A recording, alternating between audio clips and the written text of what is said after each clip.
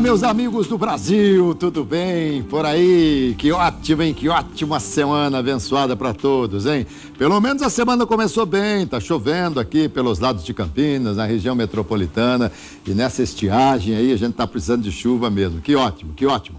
Estamos chegando com o nosso Visão Geral de hoje e, para minha alegria, mais uma vez, uma honra receber aqui o doutor Haroldo Cardella, advogado criminalista, fala sobre vários assuntos, um dos mais competentes.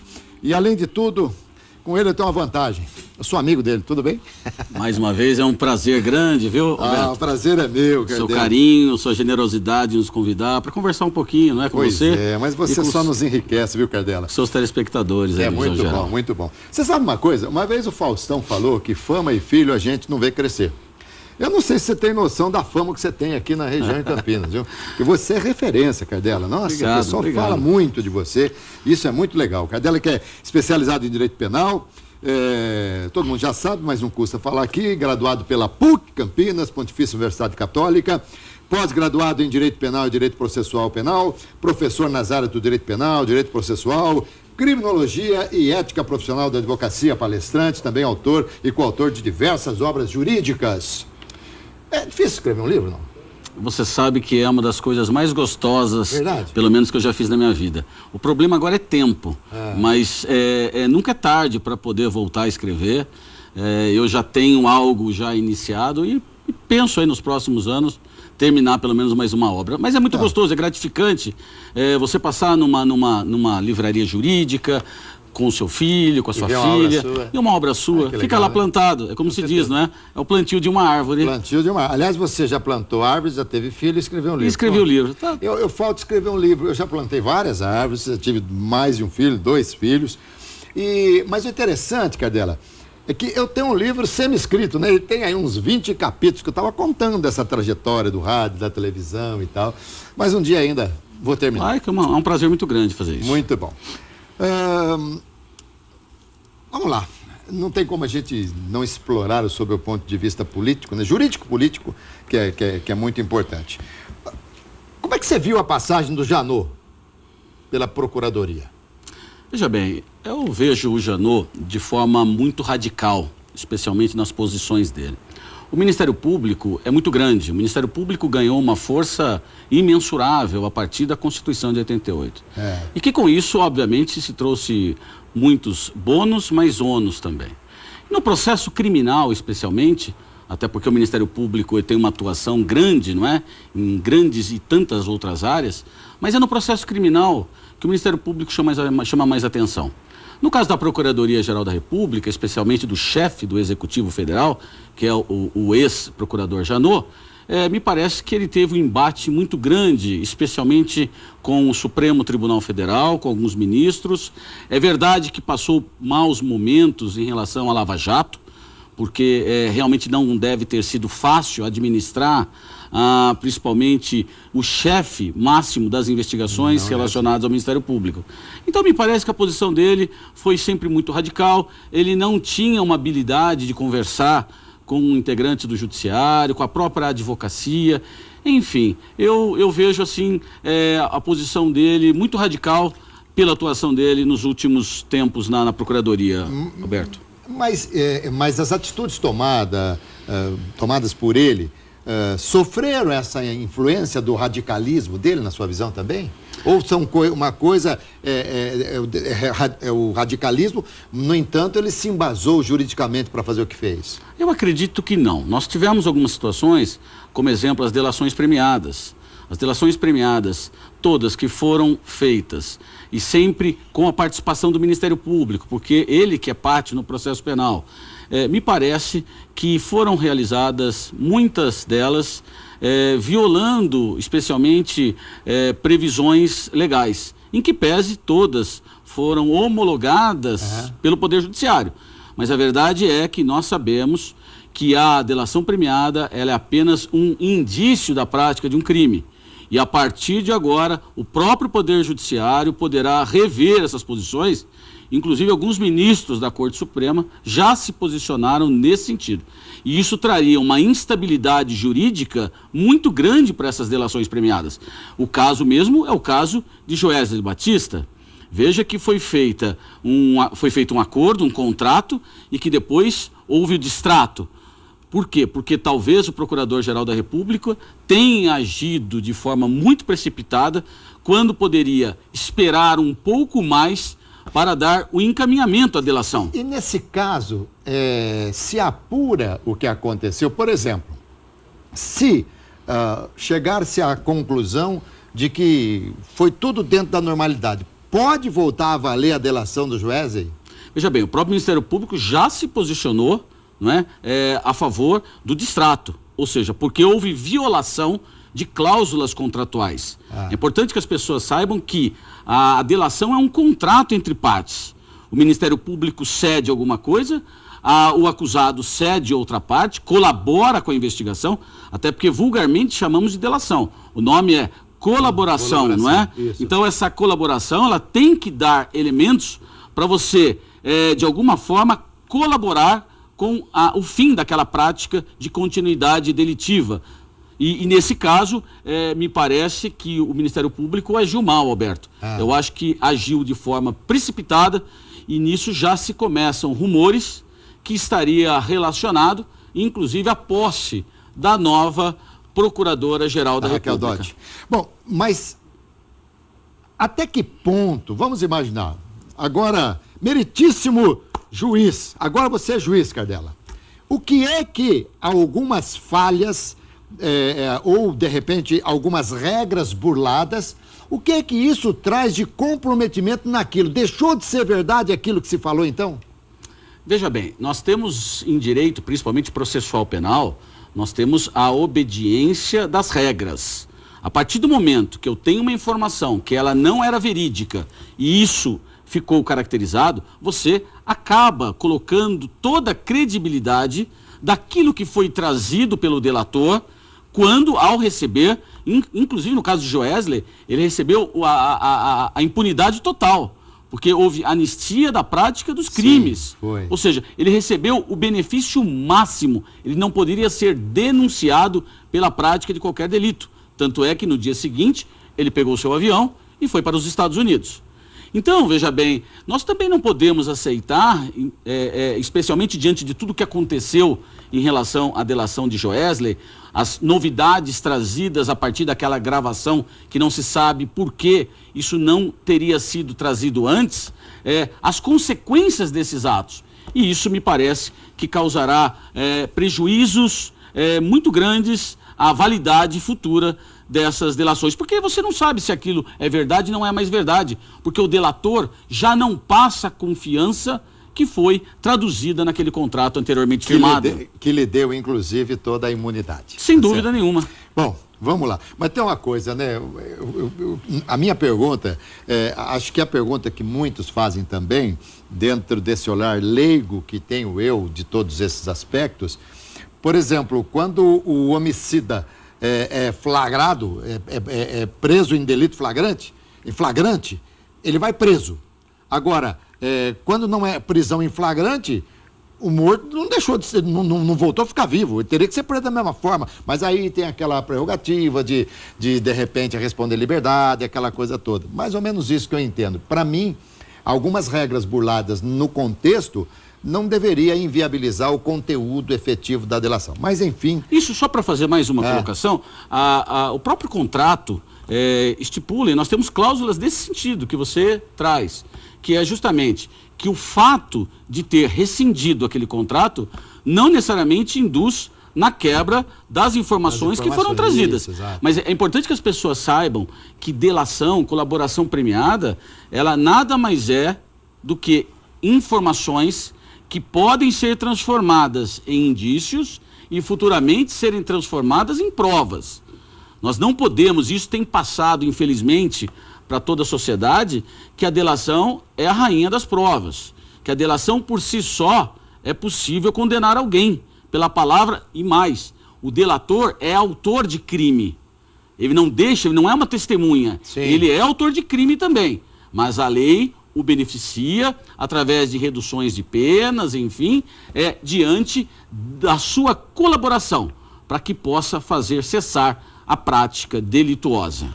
E a cariação também é a mesma coisa. De repente, numa cariação, a cariação também não significa que seja um fato consumado. A cariação é um instituto, inclusive, de direito processual penal no Brasil, previsto no CPP, é o instrumento mais banal que nós temos no ordenamento jurídico brasileiro.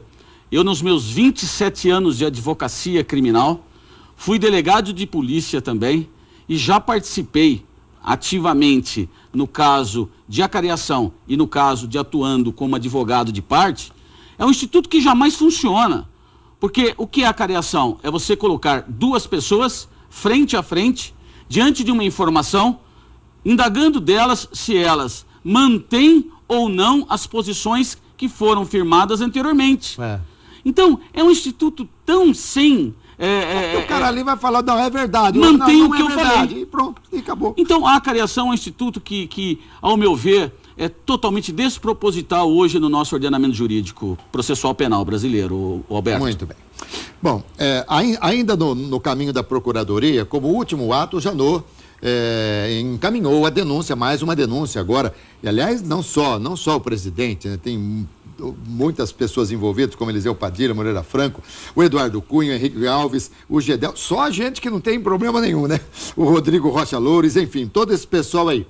Isso vai custar mais uma vez um pouquinho de dinheiro, bastante dinheiro, digamos assim, para barrar. Você acha que essa denúncia, ela sai enfraquecida mediante os últimos fatos que envolveram o Janot e o Joesley? Sem dúvida alguma, tudo que acontecer em relação a Janot e Joesley vai enfraquecer o posicionamento da denúncia. Eu tive a curiosidade de ler a denúncia e é uma denúncia bastante forte, mas é uma denúncia também que narra fatos anteriores ao mandato do presidente da República, que em tese não poderia ser determinado como uma imputação desta ação penal, que se eventualmente fosse recebida tanto pelo Judiciário quanto pelo Congresso Nacional, pela Câmara dos Deputados. Sem dúvida alguma, o grande vitorioso dessa problemática toda foi, sem dúvida, Michel Temer. Ele cresceu muito, porque coloca também, ainda mais agora, em jogo, a credibilidade da palavra de Joesley Batista. Mas a denúncia é contundente, eu acho que novos fatos aconteceram, a nossa Câmara dos Deputados cada vez mais acuada, e você colocou uma situação muito interessante. Não sei se nós temos tanto dinheiro agora para gastar com pagamento de emendas, com pagamentos de cargos de confiança, enfim. Me parece que o governo corre um sério risco de ter a denúncia recebida contra o presidente Michel Temer e isso poderá trazer problemas seríssimos na condução do país nesse último ano. Então você acredita que a Câmara aprove a denúncia? Eu acho que encaminhar para o Senado, né? Para o Senado, não, para o Supremo. Voltaria para o Supremo. O Supremo, Não é? Porque o Supremo depende da convalidação da Câmara dos Deputados para que possa instaurar a ação penal, receber a denúncia criminal. Me parece que há uma fragilização muito grande do presidente Michel Temer a partir dessa segunda denúncia, até porque nós temos uma segunda situação e talvez o que venha salvá-lo seja realmente essa tristeza que foi esse acordo feito da Procuradoria-Geral da República com Joesley Batista. E Raquel Dodge, doutora Raquel Dodge, claro que você tem conhecimento, fala um pouquinho do currículo dela, fala um pouquinho dela pra gente. Ela é uma professora, uma mulher de carreira do Ministério Público, é alguém que vem com uma bagagem muito grande e me parece que vem com uma visão, não no sentido, porque muito se comenta que então, pelo fato de ter sido indicada pelo presidente da República, teria ela a intenção de abafar a chamada Operação Lava Jato. Não acredito que seja isso. A Lava Jato, ela existe, ela vai continuar. É uma realidade hoje, né? É uma realidade, seja com a Procuradora-Geral da República, seja em primeira instância com o juiz da 13ª Criminal Federal, o Moro, lá em Curitiba. Veja bem, então são situações que me parece que nós não teremos qualquer modificação nesse quadro da apuração da corrupção nesse país. A Procuradoria tem que continuar de forma firme, de forma independente, buscando culpados, sejam eles grandes políticos e grandes empresários. O que me parece que a nova procuradora vem Alberto, é com uma visão um pouco mais de legalista no sentido de não acelerar as coisas. Tá. Que ela tem uma postura um pouco mais precavida, que ela é uma acusadora no processo criminal, mas que ela também tem essa visão do Ministério Público, de uma entidade importante e da responsabilidade do Ministério Público nas imputações.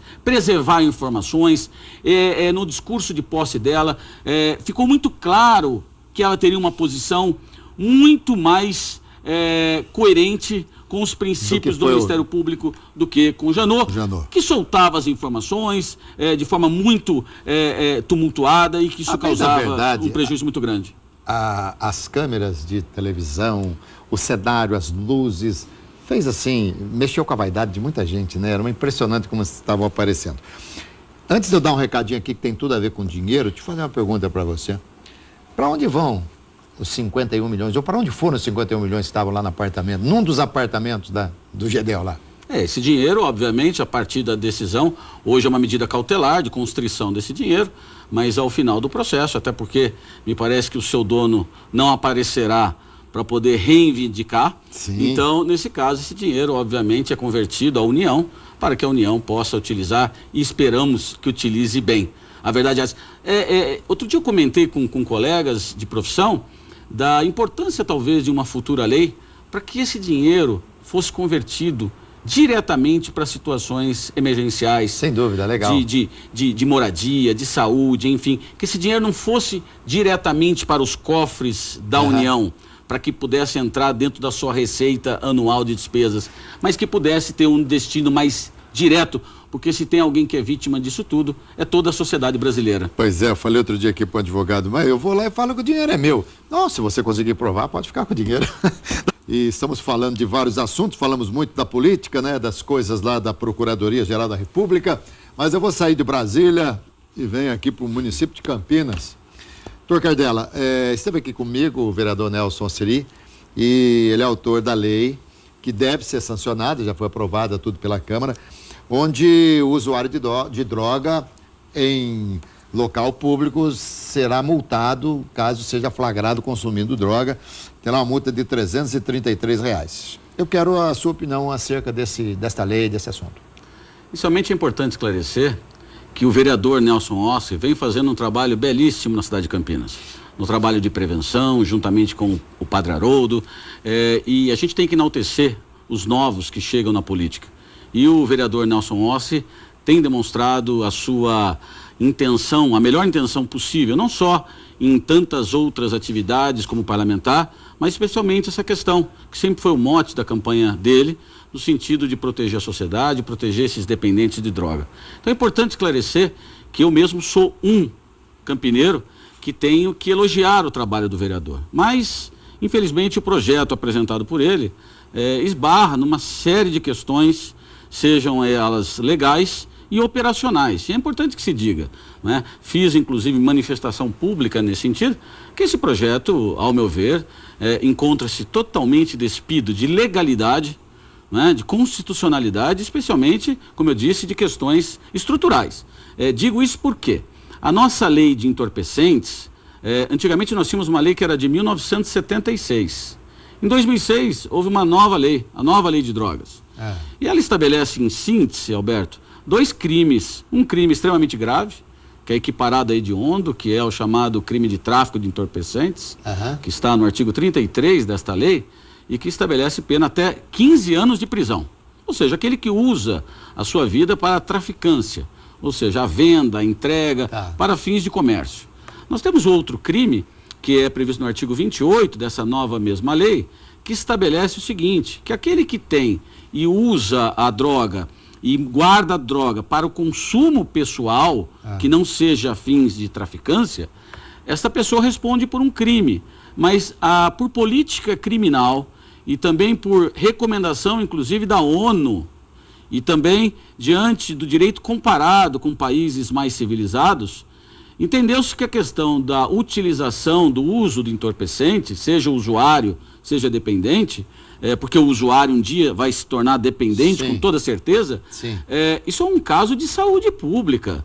Isso não é um caso que o direito penal deva se ocupar. Mas entendeu o nosso legislador, na discussão, que foi uma discussão muito polêmica, se deveríamos descriminalizar a conduta do porte para uso de entorpecentes ou deveríamos despenalizar. Como nós não temos uma cultura ainda no Brasil de utilização de entorpecente, entendeu-se por bem, por boa política, que nós mantivéssemos o crime, mas que tirássemos o efeito da prisão. Ou seja, é um caso de saúde pública? É crime usar entorpecente? É crime, mas não vamos mais colocá-lo atrás das grades. Vamos aplicar outras sanções. E essas sanções que o legislador trouxe são sanções de prestação de serviço à comunidade, obrigação daquela pessoa de frequentar cursos para saber os perigos da droga, enfim. Esse é o comportamento legal. Então nós temos um tipo penal no Brasil criminal no sentido de portar ou guardar droga para uso próprio. Eu não posso, a partir de uma lei municipal, criar uma nova sanção. Eu estaria, então, invadindo a competência da União, porque é a União que tem competência para legislar sobre essa matéria. Então é ilegal. É totalmente ilegal, em que pese o vereador tenha posicionamentos de pareceres na Câmara dos Vereadores, e merecem respeito, mas estão totalmente equivocados, Alberto, porque e mais, o vereador ele traz que seria mais ou menos a questão do cigarro. Quando eu aplico aquela sanção nos bares e restaurantes, que se a pessoa fumar ali, pode sofrer uma sanção. No caso da droga, não posso fazer isso, porque a droga já é crime. Eu não posso impor uma outra sanção, que é uma medida pecuniária, por uma situação que o legislador federal não fez. Então, em sendo sancionada essa lei, ainda sob a luz da ilegalidade, se alguém for punido e tiver que pagar esse valor, essa pena pecuniária, recorreu, não paga. Veja bem, nós entraríamos aí na questão operacional. E você toca bem no assunto e para que a sociedade entenda bem o que nós estamos dizendo. Vamos imaginar, e a proposta do vereador é que não se puna o dependente de droga. Sim. E sim o usuário de droga. Dependente, segundo ele, encaminhado para os órgãos competentes. Tá, mas vamos imaginar uma situação real, concreta. A Guarda Municipal, porque ele diz que a Guarda Municipal é que fará esse tipo de controle. A Guarda Municipal encontra uma pessoa portando a droga. Eu pergunto, se eu vou aplicar a multa àquela pessoa, precisa ser imediata. Eu pergunto, como é que o Guarda Municipal vai aferir se aquela pessoa é um mero usuário ou se ela é um dependente? Isso é uma questão, como eu disse, de saúde pública e é necessário que se faça através de alguém que contenha aptidão profissional para fazer esse comportamento. Então? O guarda pegou alguém portando, o guarda municipal, o que ele faz? Ele vai levar para o distrito? Ele vai levar para o distrito e vai ser feito o quê lá? Como que vai ser aferido se ele é um dependente ou se ele é um usuário? Aí diz o projeto, que será encaminhado aos órgãos competentes. Quais são os órgãos competentes? Em que momento será levado? Segundo, qual é o poder de polícia administrativa que a Guarda Municipal tem para levar alguém a um distrito policial? Até porque não se vai poder, não se pode esperar os exames para ver se ele é um dependente ou se ele é um usuário. Isso aí não tem como. Não tem como. Além do mais, se a pessoa não se identificar, como é que eu vou obrigar uma pessoa a se identificar? Lá na delegacia, levou a delegacia, porque ele não pode ser preso, já disse, a lei não prevê mais prisão.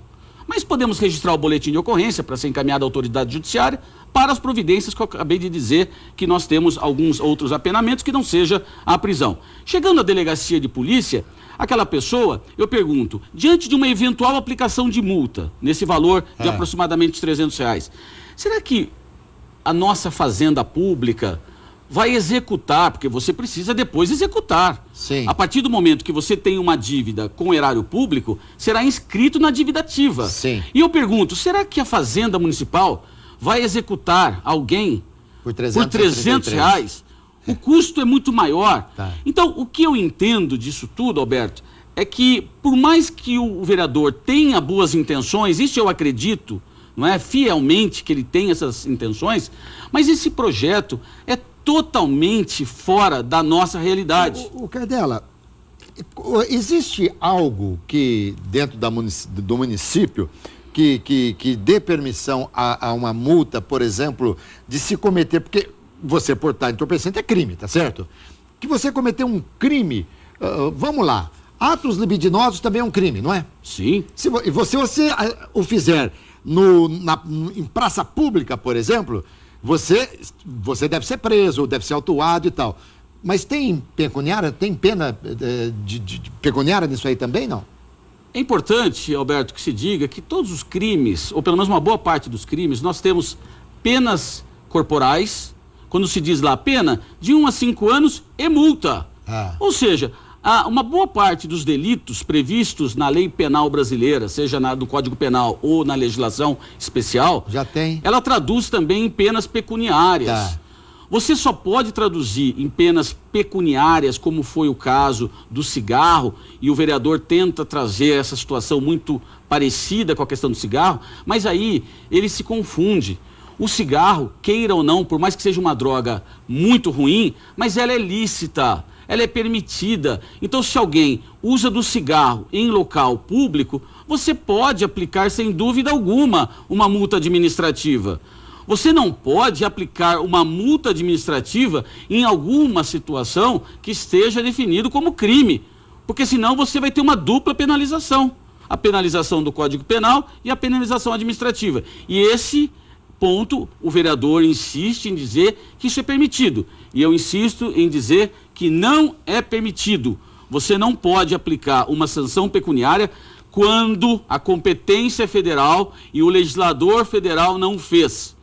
Se amanhã nós tivermos a descriminalização do uso do entorpecente, seja em lugar público ou não, não é? Nesse aspecto, sim, você poderia aplicar. Eu vou dar um último exemplo. A questão da bebida.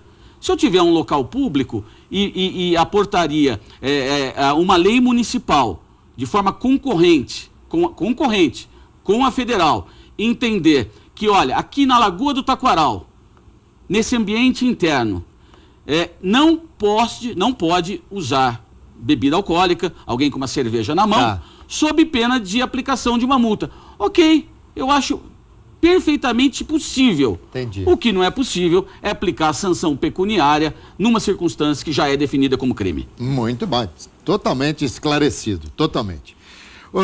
Nós temos aqui mais uns 5 minutinhos, doutor. Eu queria falar sobre acidente de trânsito, porque a gente viu, aliás, hoje foi decretada, hoje ou ontem, de prisão preventiva daquela moça que saiu de uma casa noturna, tinha bebido, foi usar o celular e atropelou e matou 2 ou 3 pessoas, não tenho certeza, e foi decretada a prisão preventiva.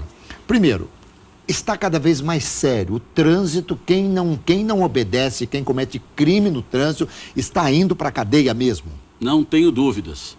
A lei seca, que a nossa lei é realmente seca, porque não se tolera absolutamente nada, não é? Ou seja, nós temos a infração administrativa até 0,6 decigramas de álcool no litro de sangue. A partir daí eu tenho crime, não é? Que é o crime de dirigir após ingerir bebidas alcoólicas.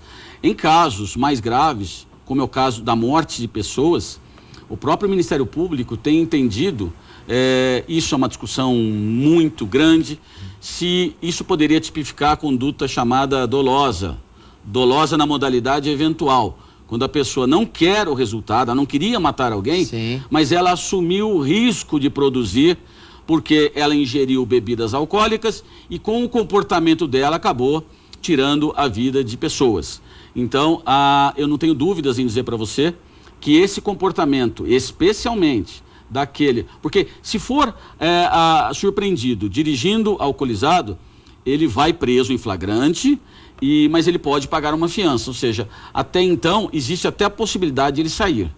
Mas, se uma pessoa se envolver num acidente de trânsito embriagada e que dessa situação venha acarretar morte ou lesões graves em pessoas inocentes, eu não tenho dúvida em dizer para você que essa pessoa corre o risco de passar o resto da sua vida atrás das grades, porque o apenamento é muito alto e é necessário que todos venham a se conscientizar da responsabilidade de não dirigir após ingerirem bebidas alcoólicas. Eu queria só, com esse ponto, voltarmos naquela questão que nós falamos do projeto. Veja que a nossa lei é dura, mas continuamos com esse comportamento. Então o que é necessário? É necessário que a gente invista em conscientização pública. A questão da droga e do entorpecente, aquele que usa, porque pode recair também numa situação de um acidente de trânsito. Aliás, deixa eu perguntar, quem se envolver no acidente de trânsito e ficar comprovado que consumiu droga, é a mesma coisa? Ela vai responder pela mesma coisa, dentro daquilo que ela praticou, até por $1 eventual. Porque ela, utilizando daquela substância entorpecente, ela acabou ocasionando e acarretando a morte de alguém. Entendi. Mas veja, Alberto, que isso é uma questão de conscientização pública. É necessário que a gente invista em fiscalização. Por que a lei seca pegou no Rio de Janeiro? Por incrível que pareça, com todos os problemas que estamos vivendo no Rio de Janeiro, a lei seca pegou no Rio de Janeiro. Pode conversar com qualquer pessoa que tem habitualmente andado pelo Rio de Janeiro, a lei seca é uma habitual. Sim. Todo final de semana. Então, lá se respeita muito mais do que aqui. Aqui ainda se espera o jeitinho brasileiro de burlar. É verdade que nós temos problemas sérios de locomoção, de transporte público.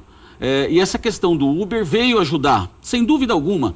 Eu acho que é importante que seja regulamentado, enfim, mas trouxe às pessoas também melhores condições para se locomoverem após ingerirem bebidas alcoólicas. Cardella, longe de fazer qualquer apologia àquilo que não esteja correto, né?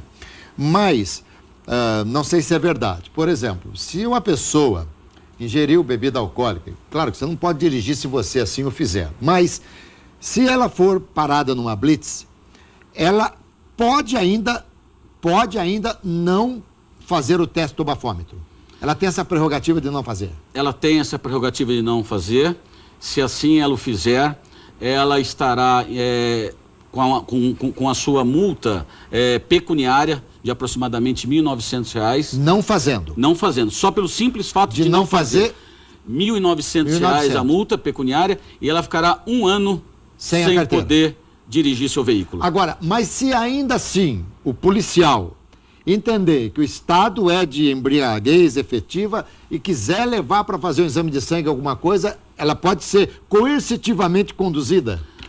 Em relação ao exame de sangue, não é de forma alguma. O que a autoridade policial pode fazer é diante da evidência. E hoje a lei estabelece todas as formas de prova, uma filmagem, uma testemunha, fotos, enfim. Essa pessoa pode ser, então, levada à presença da autoridade policial na delegacia de polícia e lá ser dado voz de prisão para ela. Por quê? Porque todos os elementos indiciários são de que aquela pessoa esteja embriagada. Então, o simples fato dela não aderir ao exame, seja do bafômetro ou seja de sangue, não permite a ela a total imunidade à sua prisão. Entendi. Se a pessoa estiver com indícios sérios e contundentes de que esteja embriagada, o delegado de polícia poderá dar voz de prisão, mesmo sem a elaboração do bafômetro. Muito bem, importante demais. E depois corre processo, não? Corre o processo com penas altas, até 4 anos, enfim. O apenamento, é importante que as pessoas saibam, o apenamento, e mais, aqui no Brasil nós temos leis demais. Por isso que, voltando à questão do projeto, nós temos leis demais, nós precisamos fazer com que se cumpram as que nós temos. Não precisamos criar mais. Não precisamos criar mais. A questão que eu falo do dependente de drogas, a questão do usuário, nós precisamos criar movimentos de recuperação, movimentos de conscientização nas escolas. Mas doutor, mas aquele que não aceitou fazer o bafômetro, não está embriagado, assim, mas não aceitou, toma uma multa de 1.900 e pouco, e ainda assim virá um processo, não? Não, nesse caso não haverá processo criminal, só administrativo. Tá, mas já perdeu a habilitação. Perdeu a habilitação por um ano. Já nem sai dali dirigindo. Já não sai dali. Se ele estiver com alguém obviamente que possa assumir a direção do veículo, mas nesse caso ele ficará um ano sem a sua carteira e pagará uma multa pecuniária de aproximadamente quase R$2.000. Impressionante, né?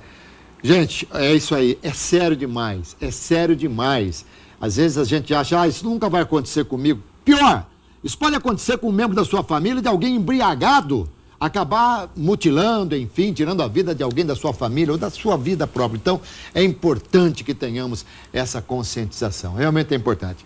Eu estou achando o seguinte, Para se tomar alguma coisa a mais é em casa, e ponto final. Ou então você vai pegar um táxi, vai pegar um Uber, alguma coisa para ir embora, tá certo, Cardela? Sem dúvida, não é? Eu acho que esse é o recado, essa é a conscientização do respeito ao próximo, e especialmente das consequências que poderão advir dessa conduta totalmente irresponsável do cidadão que usa a bebida alcoólica e vai para a rua onde inocentes poderão pagar por isso. Então, que as pessoas, se querem tomar a sua cerveja, tomar o seu vinho, que o faça na sua casa, ou que faça na casa do amigo, ou que faça no restaurante, mas que tenha sempre alguém que possa assumir o volante. Muito bem, muito legal. E tem uma coisa muito interessante, muito gostosa nisso, que é o seguinte, só para finalizar, às vezes em algumas reuniões que eu participo até com pessoas de patente, né, da polícia, enfim, do exército, e a gente brinca assim, ó, qualquer coisa eu te ligo, pelo amor de Deus.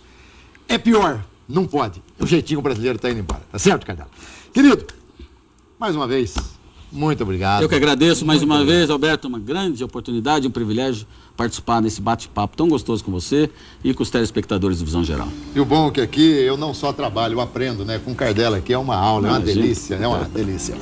Gente, é isso, conversei aqui com o doutor Haroldo Cardela, advogado criminalista fantástico, falou de tudo aqui, deu muita dica pra você, inclusive, tá bom? Não se esqueça que eu volto hoje às 7h05 da noite com o nosso RF Esporte Clube, tá bom?